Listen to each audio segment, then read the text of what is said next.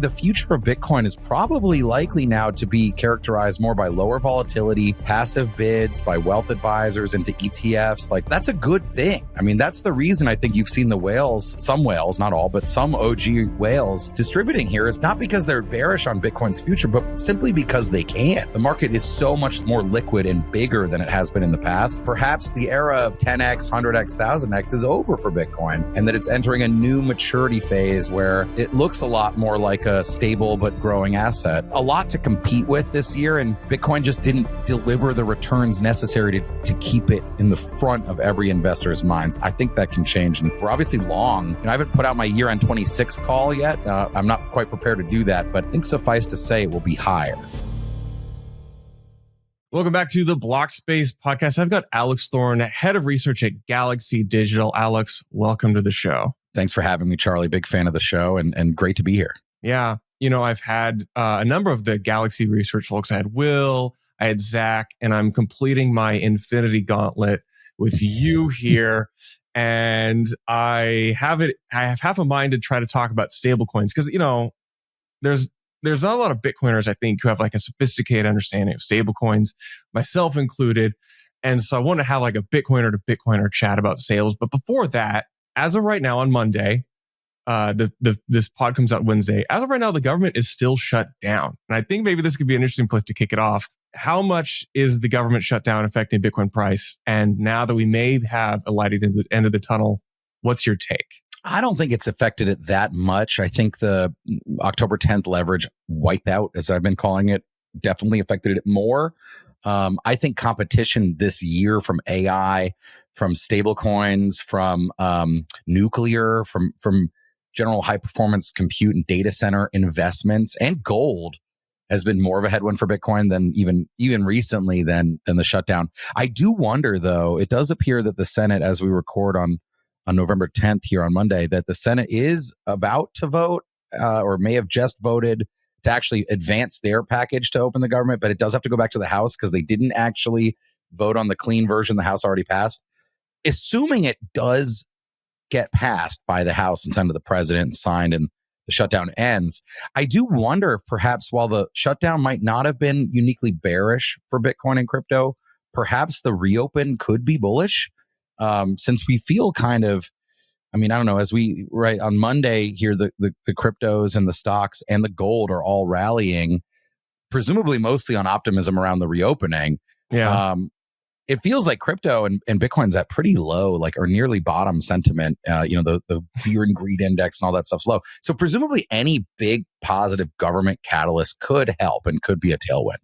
And you guys actually recently, Galaxy Research revised their y'all's end of year price prediction from, I believe, 180K Bitcoin to like $120,000 Bitcoin. I mean, what's behind that? I know you explained it, but kind of what's behind that? And also 120K Bitcoin, that's still great. That's still doing great from where we are today. So what's behind it? That's so nice of you to say, because people have been calling me a dirty bear. They said it will. They don't know who you are. You've been in this game forever. If you're not going to keep 185 and you're going to say 120, why don't you just sell all your Bitcoin? Some people said. And I was like, first of all, I'm not going to sell my Bitcoin. I'm very long Bitcoin. And second of all, that's still a 20% rise in 6 weeks. This is through the end of the year. In fact, if anything, and I told this to our clients and counterparties when I sent them that note last week, I should have revised it lower sooner. I think that, like I said, that October 10th wipeout really sort of catalyzed the need to update. But also keep in mind that 185 year-end 2025 call, I made that on December 31st, 2024. So a month and a half after the president won his reelection. This was a period between November 5th and January 20th last year, when the number one trade in the world was long Bitcoin, okay? Like across every asset class. And that was because everybody knew that the president was going to have a very pro-crypto agenda, but there were no specifics yet. We didn't even have the nominees for things like the SEC yet, right? So we just knew there was a giant pile of positive catalysts that were coming, and we didn't know what they were, and it was all hope and no substance, and everyone just knew they were meant to be long. And so they were, and that was a very bullish time. A lot of people put out targets. I posted at the time in January of this year, but shortly thereafter, I was in like the middle to low range of like very public Bitcoiners targets at 185. People were calling for 200, 250. That 185 was a call I made over about a year ago after the president's reelection. I probably should have lowered it sooner, but I still haven't seen any of those other people really lower there. So I feel pretty safe. There was a range of factors. I said before, like just narrative speculation, a narrative sort of primacy and prioritization in the markets, the broad risk markets. And Bitcoin is a global macro asset. It's traded by people who trade other asset classes in size now. It's not just hobbyists. It's not early adopting speculators, right? So it matters what big investors are thinking about. And while it was the number one trade at one point with, MicroStrategy, remember last year, that was like the biggest story in all of Wall Street is what Michael Saylor did last year. And long Bitcoin was the trade everyone was meant to be in, and it pushed us up to all-time highs and again and again. But over this year, that's just changed, right? Gold itself is, up 30% on the year. Hold on, let me just pull it here. Gold's up big. Gold is up 57% as we write year to date, whereas Bitcoin's up a meager 12, right? S&P's up 21. Sorry, S&P is up 15. Nasdaq's up 17. Sorry, I got it's a big grid I got to look at. I'm trying to track it over. But again, S&P and Nasdaq performing better as we speak year to date. Gold way better, right? And so like Mag 7, AI hype and investment, data centers, HPC, even some nuclear stocks, a bunch of quantum stocks, gold. You could be long one of the most conservative assets in the world and have made 57% this year. Bitcoin is at best and crypto maybe 7th to 10th in the list of trades that the world is sort of looking at this year. And that sort of narrative slip, by not reaching continuous crazy moon new highs this year, it just sort of lost some attention. And I think that's largely, I would say that's the biggest headwind. I think part of the reason it didn't is also because of significant whale selling, huge distribution. Bullish, though, because it was into large absorption. Other factors, too. In fact, frankly, stablecoin investment, if you look at the venture space in crypto, it's been dominated this year by fintech type investments, payments, cross-border payments, stablecoin L1s, right? Very small investment in Bitcoin startups, although Bitcoin's always lagged on the VC side. So a lot to compete with this year, and Bitcoin just didn't deliver the returns necessary to keep it in the front of every investor's minds. I think that can change and will change. We're obviously long, medium, and long term, and I haven't put out my year-end 26 call yet. I'm not quite prepared to do that, but I think suffice to say it will be higher. I'm of similar mind. I'll just double tap on this. We saw hotter investments, AI related, everything downstream of that. Gold, some macro instability, although it just depends on who you talk to. What does it take for Bitcoin to regain the belle of the ball, the darling trade? What do you think has to happen for it to get back up to one of the more desirable top 2 or 3 trades? I think you need the headlines of nation state, formulates or launches strategic Bitcoin reserve. I think you need giant pension. We're at such a high level now that 3 of the 4 world's biggest custody banks have launched or have announced that they're launching Bitcoin custody, right? That used to, if you said that in 2018, we'd probably rip 20 or 30%, right? Now, the bar is so high because Bitcoin's such a big, established, more mature asset that, for big shocking catalysts, they have to be even bigger. That being, and I think you'll get those, right? It's unclear when, not just generally, but even say from the U.S. Treasury. Presumably, we are still yet to find out something about the SBR. They are working on it. I don't think you're gonna. I said last year that they would hold but not buy. That was my prediction for 25. That's been right so far. But they also haven't really come out and said how much they hold, and I know why. It's very actually, if you just chat GPT, explain civil asset forfeiture federal statutes, really not that clear that the government can even legally reconnoiter the Bitcoin into its own SBR. But so there's legal issues. I think something like that though, could create a step function where Bitcoin really takes the limelight and is the number one again. But I would say the future of Bitcoin is probably likely now to be characterized more by lower volatility, passive bids by wealth advisors into ETFs, that's a good thing. I mean, that's the reason I think you've seen the whales, some whales, not all, but some OG whales distributing here is not because they're bearish on Bitcoin's future, but simply because they can. The market is so much more liquid and bigger than it has been in the past. And a bigger liquid market, that means you can enter with more, when volatility is lower, you can take a bigger position size. That's when you might start to see like pensions and endowments with really big allocations. So it might not be, I mean, I said, this might be why people called me a dirty bear. I said, perhaps the era of 10x, 100x, 1000x is over for Bitcoin, and that it's entering a new maturity phase where it looks a lot more like a stable but growing asset. So, and I think, and that's just kind of what winning looks like. I don't know what people expected. It's a lot harder to double a $2 trillion asset than a $200 billion asset. It's a lot harder. Yeah. It takes a lot more capital. A lot of people forget. Yeah. I mean, roll the clock back just 3 years.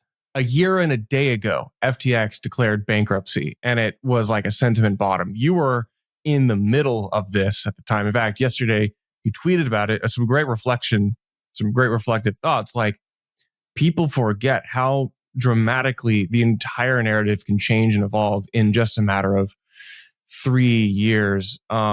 So yeah, I guess maybe the last question on this is like, you mentioned this era of comparative boringness, if you will, begins to behave more like a normal good, well-performing asset. Is this the institutional bid? Like, what would invalidate that thesis? And what do you think in 3 to 5 years from now? Oh man, I mean, I it's hard to know, and I don't like to perform like model based price predictions. I think whether it's like discounted cash flow or something else. I mean, partly the reason is no one, from a financial modeling standpoint, nobody still agrees upon what Bitcoin actually is, and nor do I. So, for example, some people say you can do a DCF model on anything. I totally disagree with that. I don't think you can. You end up with absurd ranges like $3,000 to $3,000 or like 100K to 5 million, and I just don't see those as useful. I do think it will become used more broadly as a portfolio hedging asset, a debasement hedge, a risk-off store of value asset. And in that sense, I do like comparing it to gold. I think Bitcoin has peaked at like 11 or 12% of gold's market cap during the last bull market. I would like to see that get to 20 or 30 in the next 5 years or so. I think it's possible. And I should say, like, I mean, Bitcoin is highly scarce. Any meaningful uptick in adoption could absolutely create upside volatility that doesn't look like the slow mature grind I'm talking about. I'm just sort of saying, I think that's my base case, and it surely can be characterized by rips up and dumps down. Like, it's not going to be, even right now. I mean, we've been down 20+% from the all-time high. That's a meaningful, in fact, that's bear market territory when you think about like the way financial analysts talk about traditional equities. So, I mean, I think it will still be volatile, but I think, it's reasonable to think we're in the 200-300K range in 5 years. I think just back of the napkin. And I think that'll be characterized just by much more wide ownership. Think about this. The supply, the old supply that's been distributing to new entrants is fixed. There's a finite amount of old supply overhang, but there's theoretically an unlimited demand upside or amount of demand, right? And so this is good. I mean, where did you want people to sell? You want them to create a headwind at 150? I mean, it was going to happen, right? Yeah. Like, it's better to clear some of this out now. I think the fact that we're literally doing the meme of Bitcoin dumps to 100,000. We're literally doing the meme. CZ was tweeting about, if you go back, there's a tweet for that CZ had from like 2020. It was like, sometime in the future, Bitcoin crashes to 100K and everyone's in shambles. Yeah, we're doing it. That's kind of what's happened. We crashed to 100. The fear and greed index was like the lowest it's ever been, as if we were in like a devastating bear market, right? So now part of that is just because like so much absorption has happened. I think James Check has done a really good job with this data this year. But one of the things he's been saying and tracking is that the average network cost basis, like the realized price basically, is 95, 96K. So like more than half the network theoretically is underwater below 96. And that just says, wow, one, that should be a line for the bulls to hold. And I would say near term, if we go below there, I start to get concerned about the status of this bull market. still to me, this looks like softness but well available for a continuation of this bull market at these levels.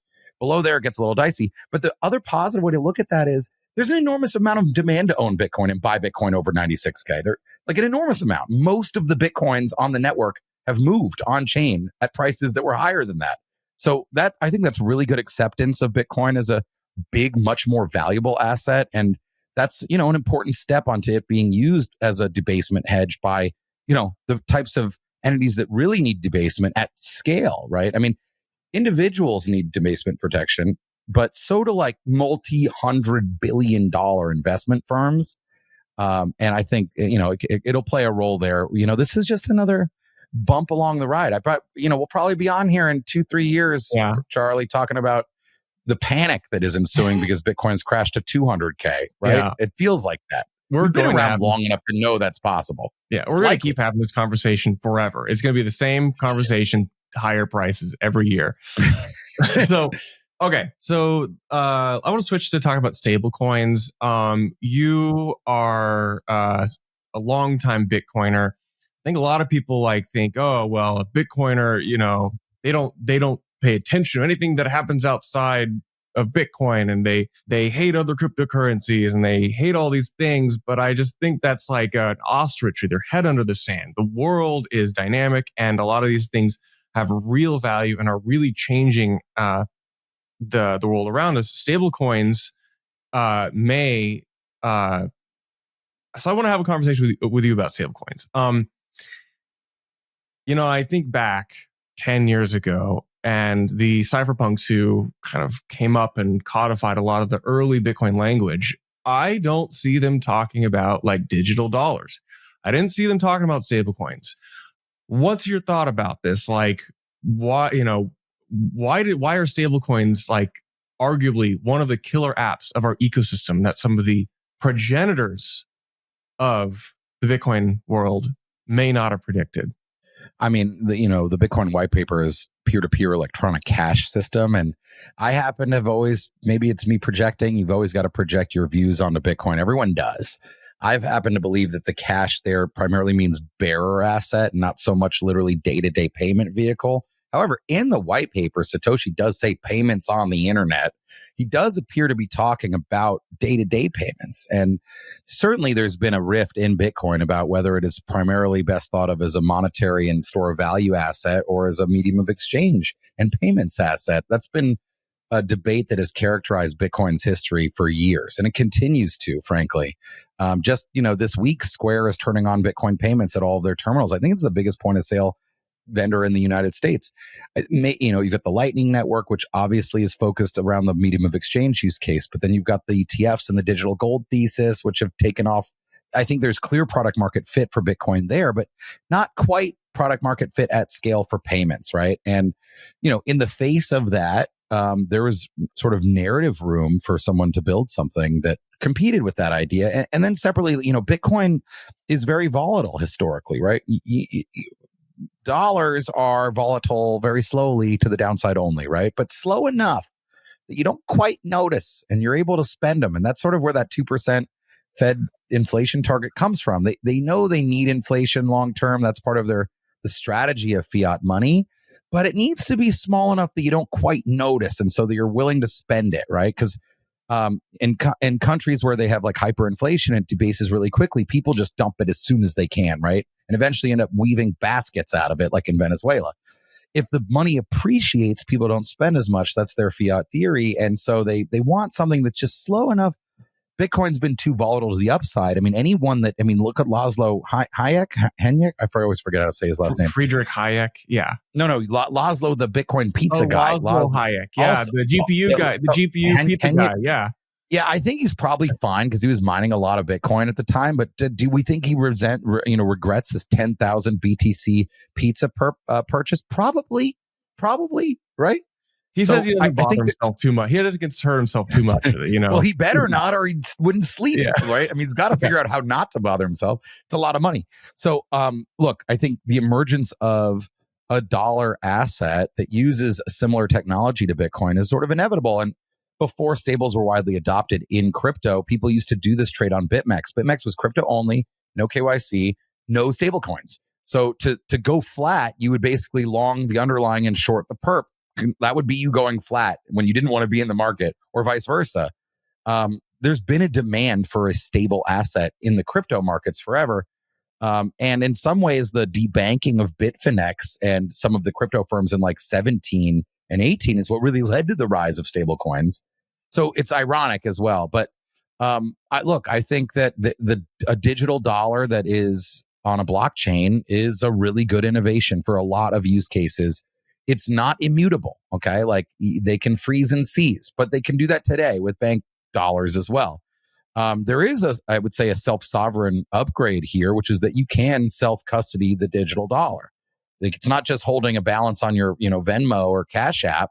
You can actually hold the dollar tokens and have only a liability to the issuer and not to a third-party platform or anything like that. And whether Bitcoiners like it or not, we live in a dollar economy, and we still do. And I don't think Bitcoin is very close to displacing that. So stables are a meaningful upgrade for payments. I think if you look at the financial and payments like ecosystem or like technology stack, you'll find that it is a intertwining, like absolute garbled mess of systems just stacked on top of each other. You practically need an archaeological degree in order to untangle how payments and by the way, stocks too, how they work. And stablecoins are very disruptive for that, to the benefit of the consumer and businesses that send and receive dollar payments. So there's even more I could say. I think there's also a big geopolitical angle here as well. But yeah, it's just an obvious upgrade. I'm thinking Bitcoiners can, there's a few, like the guy that took his family around the world and lives in a van. Like there are notable people who've lived on a Bitcoin standard, but still that's very difficult today. And most people, even Bitcoin maxis you might think that they still use dollars, right? And so why not have a better dollar upgrade in the interim, even if you believe that Bitcoin would displace the dollar for medium of exchange? Hey, Will here with Blockspace Media. Did you know that we have individual feeds for all our shows? If you're watching the Mining Pod, Bitcoin Season 2, or the Court Show, be sure to check out the individual feeds. You can find them on your podcast player of choice, whether that be Spotify, Apple, YouTube, etc. Just type in Blockspace Media and you'll find all our shows pop up, or just type in the individual show name like the Mining Pod or Bitcoin Season 2. Be sure to hit that subscribe and give us a 5-star rating so we can continue to bring you the best content in Bitcoin. You brought up like some of the genesis of the stablecoin era ties back to Bitfinex, out of which came Tether, who is like the giant. But now there's been a stablecoin explosion. Obviously, a lot of a lot of productive like framework being made at the U.S. government level, and Genius and Clarity Acts coming out. Maybe more stablecoin bills. We'll see. But it's interesting because we've seen almost like now kind of a stablecoin pecking order emerge, where we have USDT be the clear king and winner, but Circle also continue to have a good IPO. What's your take on the stablecoin pecking order? USDT now to be the US approved USAT. I don't know, like what does the future look like for all these different stablecoin plays going forwards? Yeah, I mean, Tether, obviously the global juggernaut. Circle, the biggest US based issuer. And you mentioned USAT, which is Tether's announced, I think, a subsidiary, but will be their US offered version of USDT. The Genius Act requires either compliance with a U.S. federal framework, which has basic stuff like collateral type, KYC on the create redeem, bankruptcy remoteness, a variety of general good safety measures, I would argue that. And then it allows for a state pathway in the U.S. So if you're below 10 billion in issuance, you can issue through a state license rather than get the federal license. But that's only if the Treasury Secretary says that the state license is substantially similar to the federal license. But, it might be cheaper, for example, for a startup to go through a state, or you can be issuing in a foreign jurisdiction that the Treasury Secretary has determined has reciprocity with. So for example, you might see, right, there are pretty advanced frameworks in Europe, in Hong Kong, in parts of the Middle East that the Treasury Secretary could say these are substantially similar, and that's okay. Then you don't need a U.S. one; you can use that one. I don't know, but I don't think El Salvador's will be determined for that. I mean, I can't know; it's possible. That's where Tether is headquartered, right? So theoretically, though, they could pass one in El Salvador if the Treasury Secretary says, you know what, that one meets our minimum standard. Then maybe they don't need USAT. And everyone's been wondering what Tether was going to do here because definitively offshore. Everyone knows that, right? But you kind of have to be onshore. I mean, the foreign reciprocity, like that really remains to be seen. I mean, this is one of the questions Treasury is asking for comments on, like how should the Treasury Secretary weigh the reciprocity? And so we don't really know. But we do know that if you have a U.S. license from the feds, you could do it, right? So then we're like, okay, well, is Tether going to come onshore? Or might they stay offshore entirely and say we don't need the U.S.? Or might they launch the subsidiary? And it looks like it's the last one. They are launching it. Stepping back to your question, Charlie, like what does in a more mature state that list of the pecking order, as you said, look like? I mean, you're going to see banks and consortia of banks and financial companies issue stablecoins, almost certainly. So the question is, can one of them displace the Tethers and Circles? By the way, you can be a stable value asset, we think, according to the Genius Act, although, again, a lot of this has to be determined and rule made by the Treasury. You can be a stable value asset that doesn't market yourself as a stable coin and can't be used for interbank payments without registering. So you could imagine there might be some, take DAI, right? MakerDAO's stablecoin. It can't comply with Genius. Its collateral is not 92-day treasuries or less or repos. It has crypto's collateral. As far as unless plain read of the Genius Act makes that impossible, it doesn't mean it doesn't mean it will be illegal in the United States. It just means it can't say it's a stable coin and banks can't use it. But we envision a world where basically anytime you send money anywhere, dollars, it is stable coins, whether in the front or the back end, right? Because it is just genuinely significantly better than sending a wire and watching it disappear for hours and not knowing if it's landed, and the ACH, they're just not good. So we think it'll be used by everybody. And so the question is, like, will that be banks? Will it be Circle? Will it be Tether? Well, no one quite knows. I would not count out the banks, anger here. And we're one of the only countries in the world where banks are big players in the payments system. I don't think that's right. I think banks are antiquated in many ways, right? Like, I think they're going to try to play here, but I think you're going to see a lot of upstart stuff. But one of the other interesting things to look at is these stablecoin issuers' primary business model is collecting the interest on the collateral, right? And there are debates about whether or not the Genius Act allows them to pass any of that yield back to their token holders. Most think that they can't give them directly to token holders, but theoretically, like, you could, an issuer could give some marketing spend to an intermediary and then they could reward it. But think about this, in a falling rates environment, that revenue is going to dry up. So you're starting to see stablecoin issuers launch their own blockchains because they want to monetize at the transaction level the same way that the payments companies like Visa and MasterCard do. So you've got ARC from Circle, you've got Tempo. Yeah, you've got Plasma, which is, like Tether affiliated or something. So that might also be an interesting thing to watch in terms of the pecking order. Like, how do these things monetize? Unless you're at scale, it's not a particularly good business, stablecoins, as far as I can tell, at least in the current iteration. So we'll see some business model evolution as well. Yeah, it seems like this is like the place to watch. Like, as this market emerges and matures, there will be the pecking order. We'll have to watch. Maybe we could make like a little ranking chart. Be like, here's the unofficial pecking order if you're in the US. So, and you don't want, like, if they're fungible, and they should be fungible, even though this setup is not in a CBDC construct, it would be one issuer, your central bank. And so of course it would be fungible. One of the criticisms of people that are pro CBDC, but anti private stablecoins is like, well, we're going to have 50 stablecoins. Like, why? It's like free banking, wildcat banking era. But the reality is this sets a very high bar in federal standards. So, like, there's really no reason why, like, you wouldn't accept Circle, Tether versus USDC if they were both regulated under this framework.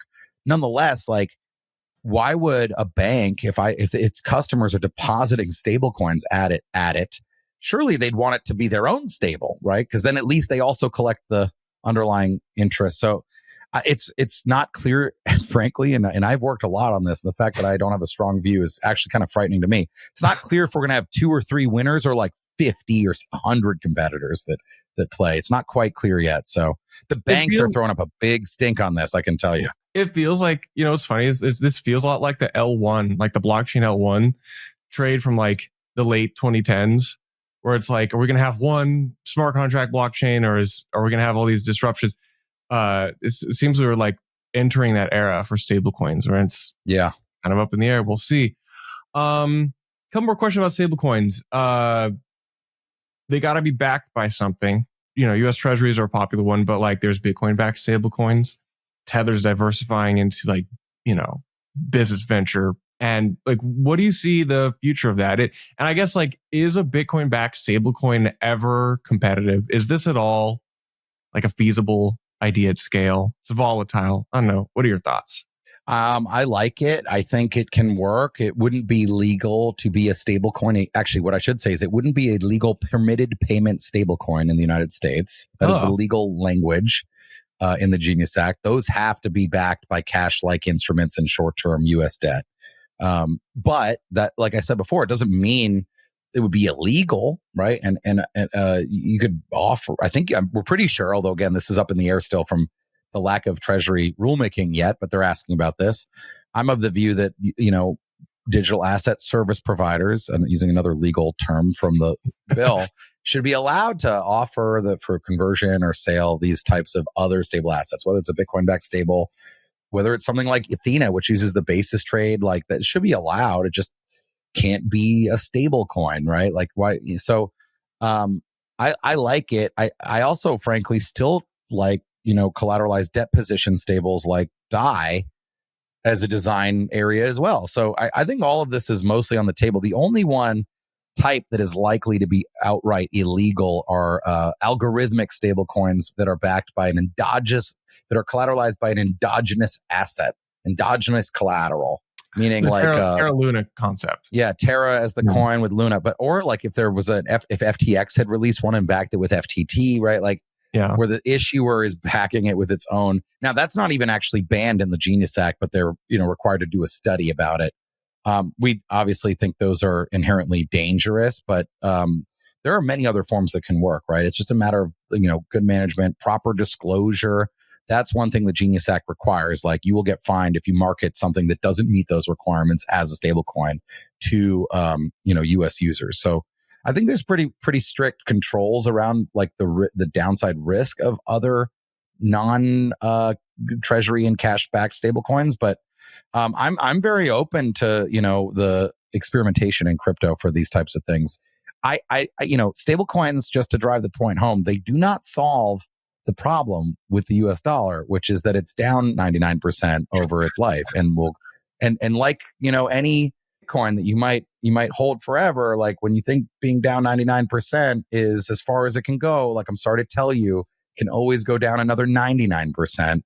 And so it solves a payment thing and a dollar distribution problem. It extends the reach of the US dollar. For all I know, the Genius Act will have extended the dominance of the dollar as the global reserve currency by 30 more years or something, some number, right? Like it's a very important geopolitical thing that has real world positive impact for individuals and businesses. It doesn't solve or impact at all the Federal Reserve's debasement of the US dollar. That was literally my like kind of capstone question was like, stable coins, do they reinforce the system? Are we actually disrupting the system? Did we get co-opted? This is stepping back as like the revolutionary, putting on my cypherpunk anarchist hat a bit here. Like, are we losing the plot, or do we just have to adapt to a new, just the reality of the market forces? I mean, the launch of stablecoins absolutely lowers the likelihood or pushes farther out the adoption of, say, Bitcoin as a widespread medium of exchange. It absolutely does.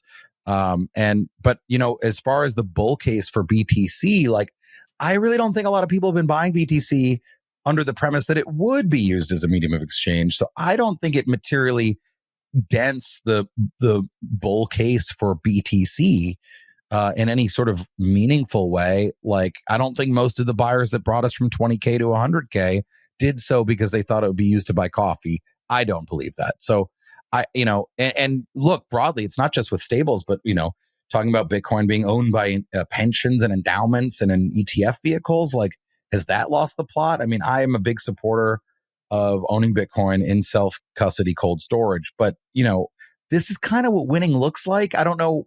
People, did they think that, pensions are going to like have treasures and cold cards in a safe? Like, that's simply not how they operate. In some cases, they're prohibited by law from operating like that. They need to use qualified custody. It's just simply not a realistic expectation. I think we can do things to reinforce some of the cypherpunk values that are really positive, like self-sovereignty or privacy or permissionless payments and immutability, by sort of, Trojan horsing this thing in the front door, right? And that's kind of what's going to happen, I think. You're not going to get all of the features that the most pure Bitcoin maximalists wanted adopted by governments or like mainstreamed in the population, but you're going to get some. And I think in general, not just for Bitcoin or stables, or another one I look a lot at is tokenized stocks, which is probably a topic for another day. But like, where there is a clear push and pull between decentralization and centralization. The line exists somewhere in 2015 or 2008, 2009. It's going to be meaningfully further on the decentralization side for all of these. The question is where, right? Where on that spectrum will it sort of find an equilibrium and a stasis? And that question is live for Bitcoin. It's live for stablecoins. It's live for other things.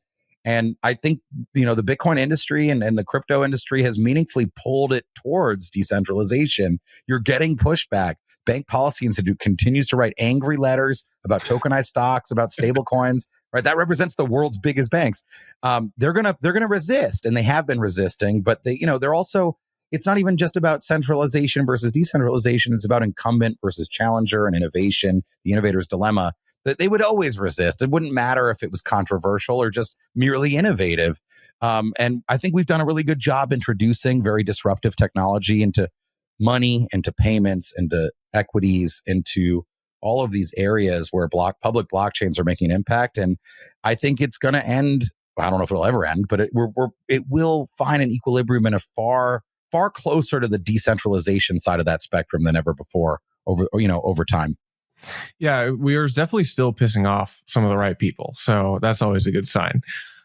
So I guess wrapping this up, the Bitcoin season 2 narrative that this podcast gets its genesis from. Bitcoin season 2, this ebullience, this optimism among new types of assets, new things happening on Bitcoin, ordinals, runes. There's a layer 2 explosion a year and a half ago. A lot of that momentum is down. The Bitcoin season 2 narrative feels very stale right now. What are your thoughts about this? Was that a one-off event, or do we just kind of wait for things to pick back up again? Where's your head at on this? I think the momentum for Bitcoin season 2 has stalled. I think there's no doubt about that. Obviously, if you look at ordinals and runes and these layer 1 assets, they're down hugely in terms of both narrative, attention, adoption, prices, right? The layer 2 stuff, I don't think has fully materialized yet, but it's very interesting. I'm waiting for, things like Botanix and Citrea and Alpin to launch fully. I think maybe Botanix has launched. Botanix is live, but it's slow. It's early. I think they launched this summer. I'm a disclosure. I'm an investor, but yeah. So yeah. Yes, and Disclosure Galaxy is a Citrea investor as well. Yeah. So, but I don't think that's fully played out yet. But one interesting thing, which is not the topic for this show, but they've become embroiled in this arbitrary data and filters debate that is new. It's always been around, but so it's as old as time. But this one's particularly heated. Citrea in particular has found itself embroiled because they had a white paper where they said perhaps they would use those fake outputs the way like Stamps does. Even though I don't think they do or plan to, they did say they looked at it and then what Antoine Poisset and other Bitcoin developers pointed to that as one example of the risk of not expanding the op return data carrier size field. So now they're sort of directly embroiled. It's not clear whether the filterers are mad about illegal content or merely degenerate content, or if they're mad about ZKPs. I mean, from my perspective, layer 2's posting proofs on the blockchain to enable other monetary off-chain transactions is effectively the scaling roadmap that's been described and adopted by Bitcoin for over a decade. But they're concerned because Citrea or Botanix or Alpin might also have monkey JPEGs on them effectively. I think that's where it comes from. So it's this really interesting push and pull, because the ordinals brought this Bitcoin season 2 really to the forefront, but it also will end up being a headwind whereas so I don't know where that lands. I don't think the story is really fully played out on the L2s yet, because they really haven't meaningfully launched.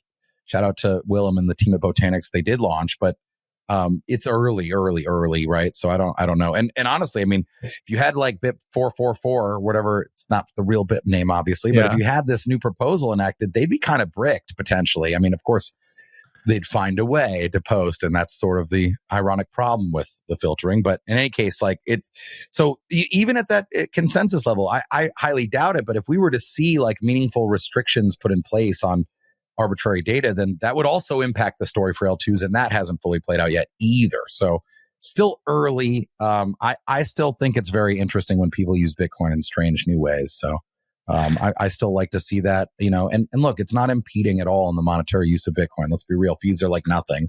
So that's the other irony, is that there's even a debate about whether or not these L2s would be legitimate, a legitimate use of block space, when block space is basically free today. Cheaper than it's been in a long time. Yeah. I think the reason you and I we look at it so closely is because we like to analyze. We like to look at the stuff. If you're in the research business, you're trying to pump your research bags. The more interesting stuff that happens on chain, the more is actually true stuff you guys can do. I mean, if this is just a send, receive, hold network only, let's say no covenants, no timestamps, not even multi-sig, that's pretty boring from a data and research standpoint. And I mean, we put out a case where we thought that the ordinal market could become really big. And now we put that out. It did almost get to our target, by the way, before it pulled back. But more than anything, I just think it's interesting what people are using it for. And I think there's more interesting stuff ahead. The top is not in on Bitcoin being used for interesting stuff.